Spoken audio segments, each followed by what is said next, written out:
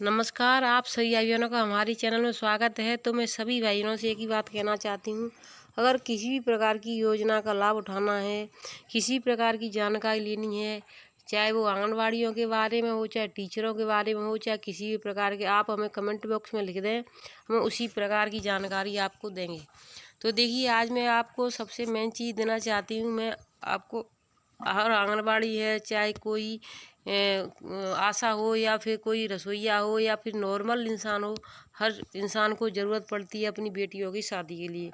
तो देखिए, बेटियों की शादी के लिए उनको पैसे की ज़रूरत पड़ती है। अगर किसी के पास पैसा नहीं है तो वो बड़े किसी से ले, तो कहाँ से ले, कोई कर्जा देगा तो वो उसको पूरा जीवन उस कर्जे में निकाल देगा। 5 से 10 रुपये सैकड़े जो भी होता है वो देता है, और फिर भी उसकी शादी अच्छे से नहीं हो पाती है।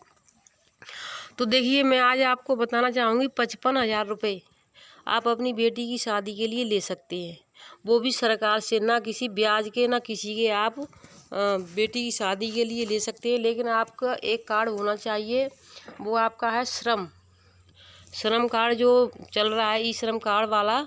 तो वो कार्ड होना चाहिए कम से कम आपका 1 से 2 साल पुराना, कम से कम 1 साल पुराना होना चाहिए। जैसे आप अभी शादी करना चाहती हैं तो आपका 1 साल पुराना कार्ड होना चाहिए। अगर आपके पास कार्ड नहीं है तो आप सबसे पहले उससे जा कर के अपना रजिस्ट्रेशन करवाएं, श्रम कार्ड बनवाएं। जो मजदूर श्रम कार्ड बनना है, लेबर कार्ड बनना है, जो भी कहते हैं उसको, ई श्रम कार्ड, तो उसको बनवा लें आप। चाहे किसी भी नाम से, बच्ची के नाम से बनवाएं या अपने नाम से बनवाएं या अपने बच्ची के पिता के नाम से बनवाएं। तो ये सब आपको कार्ड बनवाने होंगे सबसे पहले। सब कार्ड बन जाएगा आपका, तो उसके बाद में हम आपको बताएंगे क्या क्या आपको करनी है। उसमें 15 प्रकार के कागज लगेंगे आपके। अब वो 15 प्रकार के कागज आपको कौन कौन से लगेंगे, आप सोच करके कि मैं कहाँ कहाँ भागूंगा, कहाँ कहाँ दौड़ लगाएंगे, या किसी का पिता नहीं है तो वो कहाँ कहाँ भागेंगे, अकेली महिला है तो उसको आपको कहीं भागने की ज़रूरत नहीं पड़ेगी। आप सिर्फ अपनी जो बच्ची का आवेदन करने के लिए जो आप जिस पर जाओगी, जैसे कहीं कंप्यूटर वाले पे जाते हो, जन सेवा केंद्र वाले पर, तो वहीं से अपना फॉर्म दे देगा। लेकिन आपको अपने घर के जो कागजात हैं, जैसे कि बच्ची का आधार कार्ड, सबसे पहले आपको लड़की आवेदन कार्ड करने वाला है, आवेदन कार्ड कौन सा करना है तो वो तो आपको वहीं से मिल जाएगा, एक फॉर्म जो आपको जन सेवा केंद्र वाला दे देगा। लेकिन आपको अपने घर से कौन कौन से कागज ले जाने, किस किस का फ़ोटो ले जाना है, ये आप एक बार ध्यान से लिख लें, और पेन कापी लेकर के अपना लिख सकती हैं। और जो लिखना नहीं जानती हैं तो हम इसको डिस्क्रिप्शन में भी डाल देंगे, तो वहाँ से जा कर के आप भी दे सकती हैं। नहीं तो आप उससे जा कर के बोल देंगे तो वो खुद ही बता देगा कि इतने इतने सामान अपना अपना ले कर के आओ। तो देखिए, जो भाई बहन लिख सकता है वो लिख ले। लड़की के माता पिता का फ़ोटो होना चाहिए, जैसे कि जो लड़की है उसके फ़ोटो होनी चाहिए, और लड़की के माता है या पिता है जो भी है उसके फ़ोटो होने चाहिए शादी के अनुसार। यानी जो शादी करने जा रहे हैं जो उसी लड़की के फ़ोटो होनी चाहिए, जैसे ऐसा नहीं किसी और के लगा दें, उस लड़की की शादी के फ़ोटो और उसके माता पिता के आपका। और श्रम पंजीकरण कार्ड होना चाहिए, जैसे आपका श्रम पंजीकरण कार्ड जैसे आधार कार्ड जैसा ही होता है, जो ई श्रम वाला जो अब बन रहे हैं, और उसे किसी का लेबर कार्ड भी कहते हैं, तो वो वाला होना चाहिए आपका, उसको ले जाना है।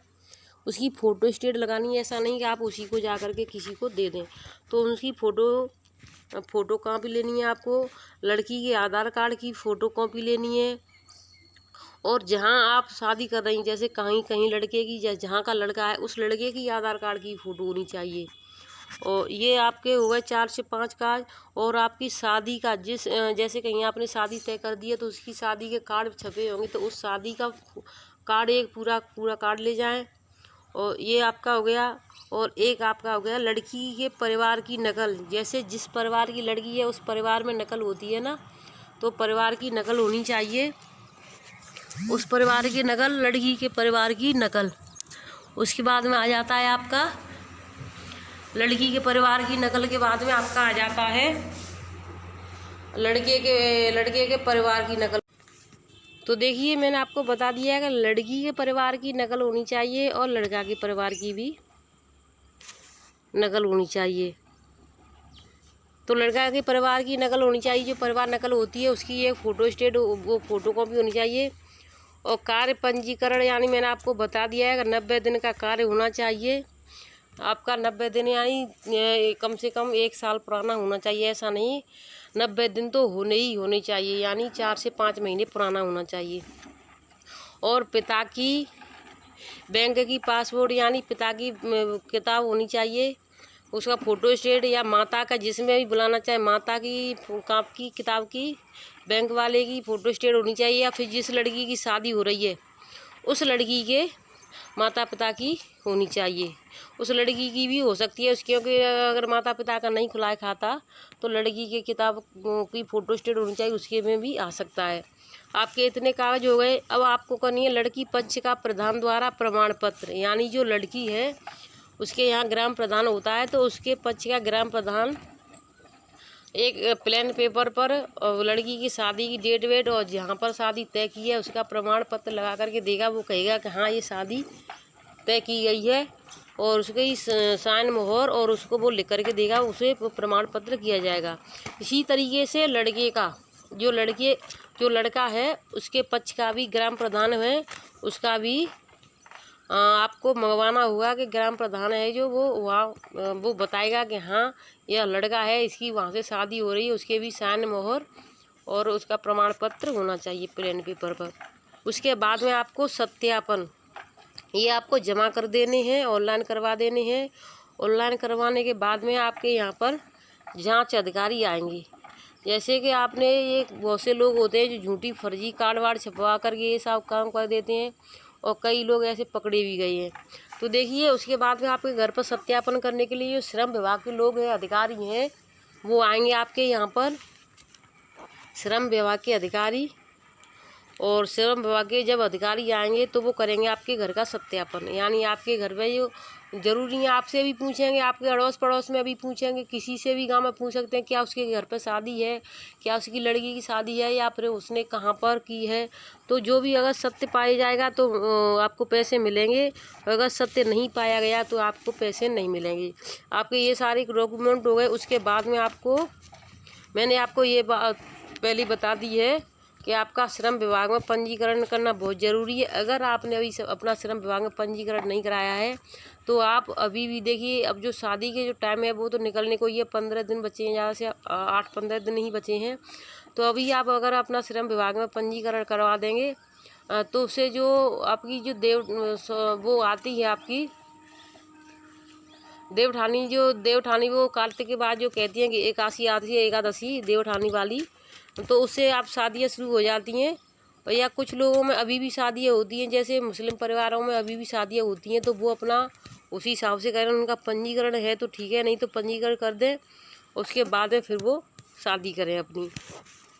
लेकिन इन सब कामों के बाद में भी 2 कार्य करना बहुत ज़रूरी है। अगर ये 2 काम आपके पूरे नहीं हुए तो आपके ये सभी काम रद्द हो सकते हैं। एक तो आपका ये है कि जैसे आपकी शादी आज हो रही है तो आज से 1 साल के अंदर ही आप मान्य कर सकते हैं इस कार्ड को। जैसे आपकी शादी हुई इस महीने जून में हुई, और तो अगली जून से पहले ही तक आप इस शादी के कार्ड को वहाँ पर जमा कर सकते हैं, पैसे आ सकते हैं। अगर आप सोचें जून के बाद में अगर जुलाई में भी कर दें तो पैसा नहीं आएगा। और एक बात और है, जैसे कि आप जून में शादी करना चाह रहे हैं या जिस भी महीने में शादी करना चाह रहे हैं, उससे मुझे नहीं मतलब जून में है या जुलाई है, जिस भी महीने में आप शादी करना है उससे 2 महीने पहले, जैसे आप जेठ बैसाख जो भी करते हैं आप बैसाख में करें तो उसके बाद फागुन या चैत जो भी होता है, तो उससे 2 महीने पहले आप उसको अप्लाई कर सकते हैं, तो शादी के टाइम तक पैसा आ जाएगा आपका। इस चीज़ का भी विशेष ध्यान रखें। अगर आप 2 महीने पहले भी कर सकते हैं और शादी के 2 महीने से लेकर के 1 साल के भीतर कर सकते हैं। जैसे अगर शादी की 1 साल बीत गई उसके बाद नहीं कर सकते हैं, और शादी के 2 महीने से पहले नहीं कर सकते हैं, तो शादी से 2 महीने पहले भी शुरुआत कर सकते हैं आप, क्योंकि हो सकता है शादी के टाइम तक पैसा आ जाए और आपका सहयोग हो जाए। तो देखिए ई श्रम में दूसरा काम आपका शादी के 100 दिन तक पुराना होना चाहिए। मैंने आपको बता दिया है क्या जो आपका श्रम कार्ड है वो 100 दिन पुराना होना चाहिए, चाहे माता का हो चाहे पिता का हो या फिर उसकी लड़की का जिसकी शादी हो रही है उसका खुद का हो। और जो दस्तावेज मैंने बता दिए हैं उन सबको ध्यान रखें। तो देखिए, आप अपनी कन्या का विवाह करने के लिए कोई टेंशन ना लें। जो सामूहिक विवाह होंगे, जो मुख्यमंत्री करवा रहे हैं, उसके बारे में भी वो डेट निकल चुकी है। 17 जून लास्ट थी, तो वो डेट निकल चुकी है। अगर जब भी शादी की सामूहिक विवाह आता है तो हम आपको बताएंगे। अगर आपको हमारी वीडियो अच्छी लगी हो तो वीडियो को लाइक शेयर करें और चैनल को सब्सक्राइब करें। अगर हमारे चैनल पर आप नए जुड़े हैं पहली बार, तो दूसरे भाई बहनों को भी जोड़ें और अपनी बेटियों की शादी के लिए अच्छे से काम करें, श्रम कार्ड बनवाएं। अगर आपको पता है तो दूसरे भाई बहनों से भी कहें, जिससे वो भी अपना श्रम कार्ड बनवा लें और अपना कार्य करें। अपनी बेटी की शादी अच्छे धूमधाम से करें, ना किसी से कर्जा लें और ना ही किसी के दबाव में करें। धन्यवाद।